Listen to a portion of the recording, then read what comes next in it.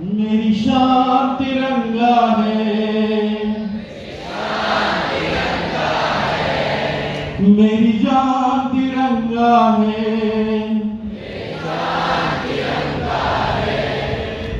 सबकी शान तिरंगा है।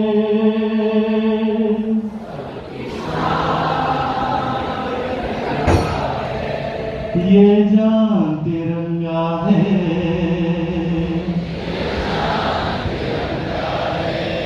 ये शान तिरंगा है। बहुत बहुत धन्यवाद, बहुत बहुत धन्यवाद आप सब बच्चों को। सलूट तिरंगा। माननीय हमारे राजेश झा जी और मैं संतोष सारास्वत जी का बहुत आभारी हूँ कि मुझे उन पुराने दिनों में ला दिया उन्होंने, जो जवानी का जोश था। 18 साल की उम्र में CISF में भर्ती हो गया था मैं, और बाई चॉइस। कहते थे हमारे कमांडेंट साहब की जमीन पे हमने नौकरियां छोड़ी हैं, अब जिसमें दम होगा, जिसमें राष्ट्रभक्ति होगी, जिसमें देश के प्रति प्यार होगा, वो इन नौकरियों को उठाएगा। उस टाइम मिलिटेंसी जो थी बहुत पीक पे थी जम्मू कश्मीर में, बहुत पीक पे। यानी कि मुसलमान होना खतरा, जवान होना खतरा, और लंबा जवान होना वो और ज्यादा खतरा, क्योंकि बहुत सारी निगाहें रहती थी उन पे, उठा ले जाते थे। आप बोर तो नहीं हो रहे बच्चों? जम्मू कश्मीर आना है आपको सलूट तिरंगा के रैली में। तो मैं आपसे कहना चाह रहा था, देखिए थोड़ा ध्यान से देखिएगा, जो मैं आपसे गवाना चाहता हूं। हमने जब हम राजपथ से लाल किला की तरफ निकलते थे तो देशभक्ति के गाने, लता मंगेशकर जी की आवाज में वंदे मातरम, तो उसमें जो है हमारे रोंगटे खड़े हो जाते थे। और जोश, सुरेंद्र भाई साहब यहाँ है, तो ऐसा जोश जब गणतंत्र दिवस परेड होती है तो ये टांग इधर उठ के यहाँ जमीन से नीचे लगती है, तो लगती ऐसे है कि जमीन कांपने लग जाती है। जो राजपथ का रोड है, जो सड़क जिस पे परेड होती है, जब एक बटालियन अपने बॉक्स को चलाती है, जब सलूट करती है तिरंगे को, राष्ट्रपति को, तो जमीन हिलने लग जाती, कांपने लग जाती, इतना जोश। लेकिन मैं आप लोगों से मुखातिब हूं जो बच्चों का प्रोग्राम है। देखिए सेल्फ डिफेंस के साथ साथ सेल्फ कॉन्फिडेंस होना आपके लिए बहुत जरूरी है। जब तक आपके अंदर सेल्फ कॉन्फिडेंस नहीं आएगा, आप सेल्फ डिफेंस नहीं बन सकते हैं। हमारे अंदर सेल्फ कॉन्फिडेंस था, हम जम्मू कश्मीर से हैं, 1989 से आतंकवाद के गलबे में थे, लेकिन सेल्फ कॉन्फिडेंस था, इसलिए सेल्फ डिफेंस कर गए हम। आपको इस बात का अंदाजा नहीं है। अब मैं आपको आजादी की बात भी बताऊंगा। बहुत कम समय, थोड़ा सा समय लूंगा, लेकिन इन बच्चों को वो जानना बहुत जरूरी है जो हमने सहा है। आज जिस खुली सांस में ये सांस ले रहे हैं, इनको इस बात का एहसास होना चाहिए कि ये खुली सांस सिर्फ आपकी है और कई लोगों ने इसे कमा के लाया है, जिसमें हम शामिल हैं। अब मैं आपसे कहूंगा, मेरे साथ गाना होगा।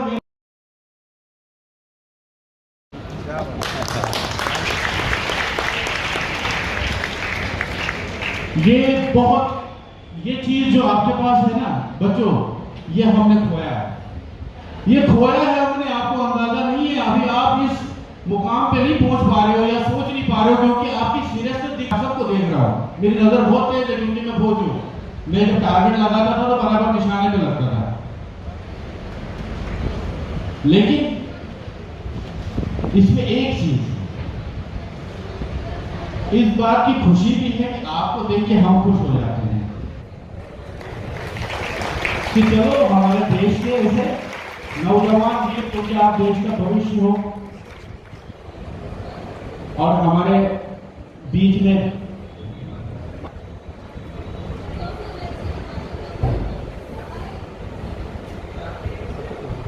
माननीय श्री राजेंद्र जी पढ़ते जी हैं, बेटी बचाओ बेटी पढ़ाओ अभियान के।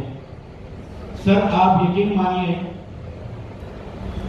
2014 जब इलेक्शन थे तो उसी दौरान मैं 2014 तब शायद बेटी बचाओ बेटी पढ़ाओ का इतना ज़्यादा वो नहीं था, मतलब एक प्लेटफॉर्म नहीं था, मंच पे नहीं आई थी ये बात। तो मैंने हॉस्पिटल सवाई माधोपुर राजस्थान में बनाया और मैंने उसका मैनिफेस्टो ही बनाया, बेटी बचाओ बेटी पढ़ाओ। किसी सरकारी संस्था से लेके नहीं, अपने मन से, क्योंकि मैंने बेटी ऊपर वाले से मांग के ली है। मैंने कहा मैंने मांग के ली है तो यहाँ पे वो बेटी बचनी चाहिए जो बेटी को शायद ये सोचते हैं कि बेटी पैदा होने से थोड़ा सा गड़बड़ हो जाता मामला, लेकिन ऐसा कुछ नहीं है। बच्चे हमारे देखे कंधे से कंधा मिला के आप लोगों से ज्यादा मार्क्स आते हैं बच्चों के आते हैं। हाँ, मेरी बेटी सबसे छोटी है और सब बेटों से अव्वल है, 5th में ही है अभी।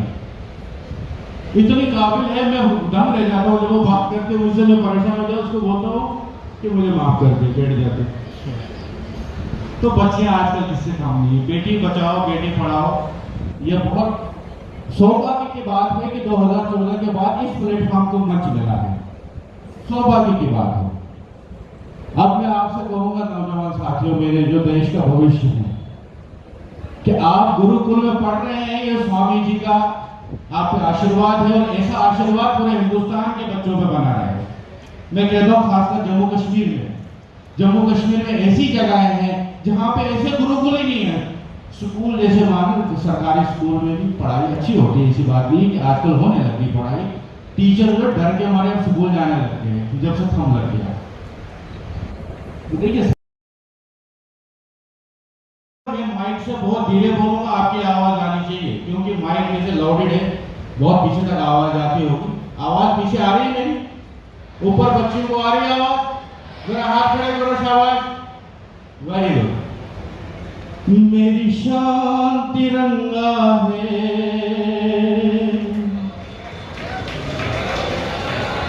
मेरी जान तिरंगा है।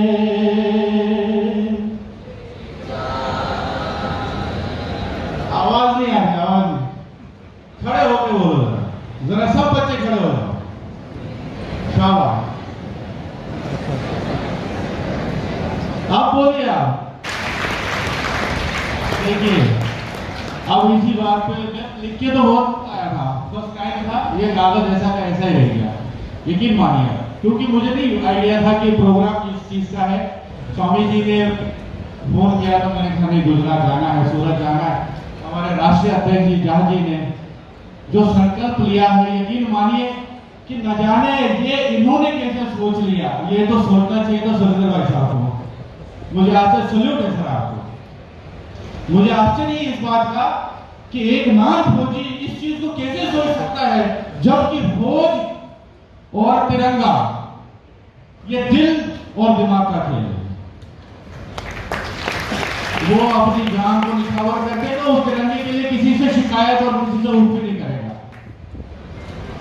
कभी उफ नहीं करेगा कि मैंने अपनी जान की आहुति दे दी इस तिरंगे के लिए, मैं अपनी धरती माँ के लिए शहीद हो गया, मैंने बहुत सारे आतंकवादियों को मार दिया। कभी कोई शिकायत कोई जिला अपने घर वालों से लेकर अपनी बीवी से लेकर, मैं तो सुबह जाने नहीं दिया उसको घर वाले को। ऐसे भी लोग हैं दुनिया में, सब एक तरह से सोचते हैं। हमने देखा है कईयों को नौकरियां छोड़ते हुए घर के दबाव।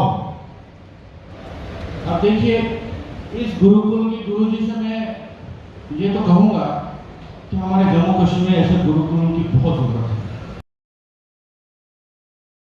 सरकार ने बहुत अच्छा काम किया। मैं धर्म से ऊपर मेरा देश, मेरे नाम से ऊपर मेरा देश, मेरे देश के लिए मेरी जान भी कुर्बान, मेरा माल कुर्बान, मेरे घरबार कुर्बान, मेरे बच्चे कुर्बान, मेरा सब कुछ कुर्बान, पर पहले मेरा देश। और एक बात याद आ गई, सर ने बात बोली थी कि अखंड भारत, लेकिन मानिए 1-2 साल रुक जाइए, वो वहां से भग के आ जाएंगे इधर। ऐसी हालत है उनकी, जो किसी के लिए गड्ढा खोदे वो खुद उस गड्ढे में गिर जाता है। उन्होंने कश्मीरी नौजवानों के भविष्य के साथ खिलवाड़ किया, आज उनके बच्चों के भविष्य के साथ खिलवाड़ हो रहा है। आज उनके बच्चे उस गन कल्चर से बाहर नहीं निकल पा रहे हैं। वो पाकिस्तान देश नहीं है, वो भीख है हमारी जो हमने उनको दिया और आज हम ही को आग दिखा रहे हैं। लेकिन जब तक हमारे शूरवीर सुरेंद्र जैसे भाई साहब, नौजवान, ऐसे जवान, ऐसे कमांडो इस देश की धरती, इस धरती की रक्षा करने के लिए, देश की रक्षा करने के लिए तैयार है, कोई भी आंख उठा के, क्या आंख झुका के भी नहीं उसकी औकात देखने की है, और आंख उठाने की तो बहुत दूर की बात हो गई। ये तो बात थी देशभक्ति की, लेकिन अब आपके फ्यूचर देखिए, जिस तरीके से एटमॉस्फेयर है, पढ़ाई लिखाई आपके लिए बहुत जरूरी है। और इस पढ़ाई से, जब मैं फौज में था तो मुझे हिंदी बहुत कम आती थी। हम लोग क्या कश्मीर में पढ़े हुए हैं, वहाँ उर्दू कल्चर ज्यादा है। तो मुझे फौज में कमांडेंट साहब ने कहा कि भाई आपको दहेज प्रथा पे बोलना है। यकीन मानिए, मुझे दहेज प्रथा ही पता नहीं था कि इसका अर्थ क्या होता है। पहली बार ही सुना, मैं बड़ा सोच रहा हूं, मैंने कहा सर मैं बोलूंगा सर। बोला फिर दहेज प्रथा, लेकिन सबके बोलने के बाद। तो मैं बच्चों से यही गुजारिश करूंगा कि आज जम्मू कश्मीर से लेकर यहां तक जो माहौल है, वो माहौल आज सरकार ने हमें दिया है खुली सांस लेने का। और मैं आप सबका आभारी हूं कि आपने मुझे मौका दिया यहाँ बोलने का। जाने अनजाने में कोई कोताही हुई तो क्षमा कर दीजिएगा। नमस्कार, जय हिंद।